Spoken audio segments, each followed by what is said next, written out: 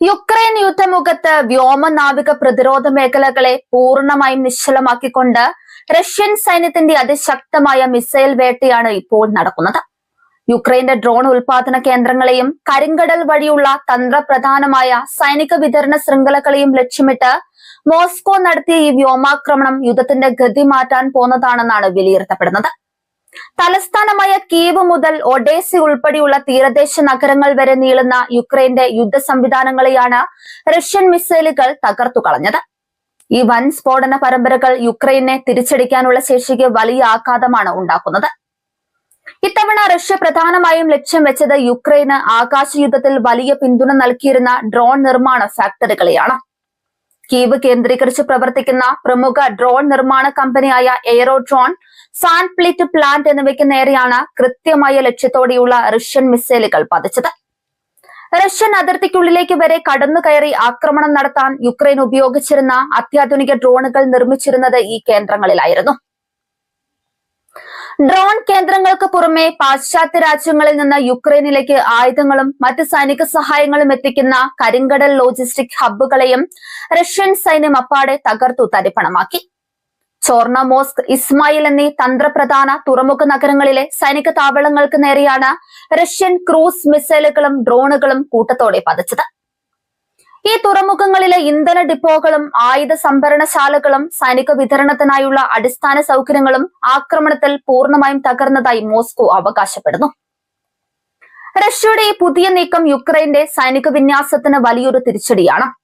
പാശ്ചാത്യ സഖ്യകക്ഷികളിൽ നിന്ന് ലഭിക്കുന്ന ആയുധങ്ങൾ കൃത്യസമയത്ത് യുദ്ധമുഖത്തെത്തിക്കാൻ ഈ തുറമുഖങ്ങളാണ് യുക്രൈൻ ഉപയോഗിച്ചിരുന്നത്.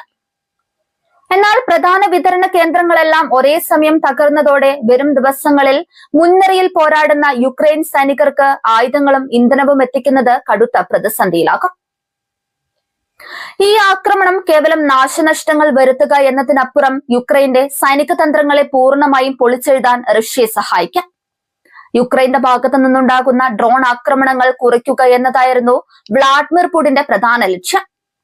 റഷ്യൻ നഗരങ്ങൾക്കും സൈനിക താവളങ്ങൾക്കും നേരെ യുക്രൈൻ നിരന്തരമായി ഡ്രോൺ പരീക്ഷണങ്ങൾ നടത്തിവരുന്ന സാഹചര്യത്തിലാണ് ഉൽപാദന കേന്ദ്രങ്ങളെ തന്നെ വേരോടെ പിഴുതെറിയാൻ റഷ്യ തീരുമാനിച്ചത്. തുറമുഖങ്ങൾക്ക് നേരെയുണ്ടായ കനത്ത പ്രഹരം കരിങ്കടൽ മേഖലയിലെ റഷ്യൻ നാവികസേനയുടെ മേധാവിത്വം ഒരിക്കൽ കൂടി ഉറപ്പിക്കുന്നതാണ്. യുക്രൈന്റെ വ്യോമ പ്രതിരോധ സംവിധാനങ്ങളെ പാടെ നിർവീര്യമാക്കിക്കൊണ്ടാണ് റഷ്യൻ മിസൈലുകൾ ലക്ഷ്യസ്ഥാനങ്ങളിൽ പതിച്ചത് എന്നത് ശ്രദ്ധേയമാണ്. യുക്രൈന്റെ പക്കലുള്ള പാശ്ചാത്യ വ്യോമ പ്രതിരോധ കവചങ്ങൾക്ക് പോലും റഷ്യയുടെ ഈ മിസൈൽ തരംഗത്തെ തടയാൻ കഴിഞ്ഞില്ല എന്നത് നാറ്റോ സഖ്യരാജ്യങ്ങളിലും വലിയ ആശങ്ക പരത്തുന്നുണ്ട്. കീവിലും ഒഡേസയിലും ഉണ്ടായ കൂട്ടസ്ഫോടനങ്ങളുടെ ദൃശ്യങ്ങൾ ഇതിനോടകം തന്നെ അന്താരാഷ്ട്ര മാധ്യമങ്ങളിൽ വലിയ ചർച്ചയായി കഴിഞ്ഞു. യുക്രൈൻ പ്രസിഡന്റ് വ്ളോഡിമിർ സെലൻസ്കിക്ക് മേൽ ഈ പുതിയ സാഹചര്യം വലിയ രാഷ്ട്രീയ സമ്മർദ്ദമാണ് ഉണ്ടാക്കുന്നത്. തങ്ങളുടെ ആകാശ അതിർത്തികൾ സംരക്ഷിക്കാൻ കൂടുതൽ അത്യാധുനിക യുദ്ധവിമാനങ്ങളും മിസൈൽ പ്രതിരോധ സംവിധാനങ്ങളും വേണമെന്ന് അദ്ദേഹം പാശ്ചാത്യ രാജ്യങ്ങളോട് വീണ്ടും ആവശ്യപ്പെട്ടു കഴിഞ്ഞു. അതേസമയം തങ്ങളുടെ സാമ്പത്തിക മേഖലയുടെ നട്ടെല്ലായ തുറമുഖങ്ങൾ തകർന്നത് യുക്രൈന്റെ ആഭ്യന്തര വിപണിയെയും ദോഷകരമായി ബാധിക്കും. ധാന്യ കയറ്റുമതിക്കും മറ്റ് വാണിജ്യ ആവശ്യങ്ങൾക്കും ഉപയോഗിച്ചിരുന്ന ഈ തുറമുഖങ്ങളുടെ തകർച്ച രാജ്യത്തെ കൂടുതൽ സാമ്പത്തിക പ്രതിസന്ധിയിലേക്ക് തള്ളിവിടും. യുദ്ധം കേവലം സൈനിക തലത്തിൽ മാത്രമല്ല, യുക്രൈനെ സാമ്പത്തികമായി കൂടി പൂർണ്ണമായും തളർത്തുക എന്ന തന്ത്രമാണ് റഷ്യ ഇപ്പോൾ പയറ്റുന്നത്. ഈ പശ്ചാത്തലത്തിൽ റഷ്യയുടെ ആക്രമണങ്ങളെ ചെറുക്കാൻ യുക്രൈൻ പുതിയ തന്ത്രങ്ങൾ ആവിഷ്കരിക്കേണ്ടി വരും.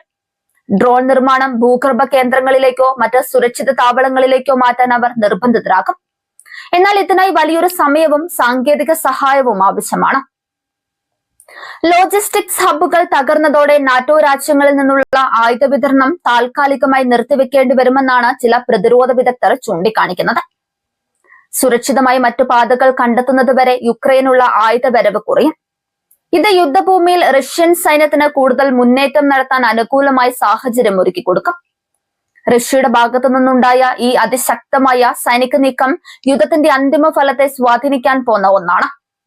യുക്രൈന്റെ തിരിച്ചടിക്കാനുള്ള പ്രധാന ആയുധമായ ഡ്രോണുകളുടെ ഉൽപാദനം തടസ്സപ്പെട്ടത് അവരുടെ സൈന്യത്തിന്റെ ആത്മവിശ്വാസത്തെയും ബാധിക്കും.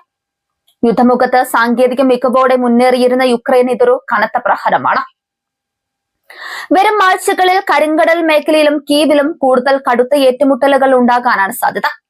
റഷ്യൻ ആക്രമണത്തിന് പകരമായി യുക്രൈൻ തങ്ങളുടെ പക്കലുള്ള അവശേഷിക്കുന്ന ആയുധങ്ങൾ ഉപയോഗിച്ച് തിരിച്ചടിക്കാൻ ശ്രമിച്ചേക്കാം. എന്നാൽ വിതരണ ശൃംഖലകൾ തകർന്ന അവസ്ഥയിൽ അത്തരം തിരിച്ചടികൾ എത്രത്തോളം ഫലപ്രദമാകുമെന്നത് കണ്ടറിയണം. ഏതായാലും കീവ് മുതൽ ഒഡേസ വരെ റഷ്യ നടത്തിയ ഈ കൃത്യമായ മിസൈൽ വേട്ട മിഡിൽ ഈസ്റ്റിലെയും പാശ്ചാത്യ ലോകത്തെയും സൈനിക സമവാക്യങ്ങളെ മാറ്റിമറിക്കുമെന്നതിൽ യാതൊരു സംശയവുമില്ല.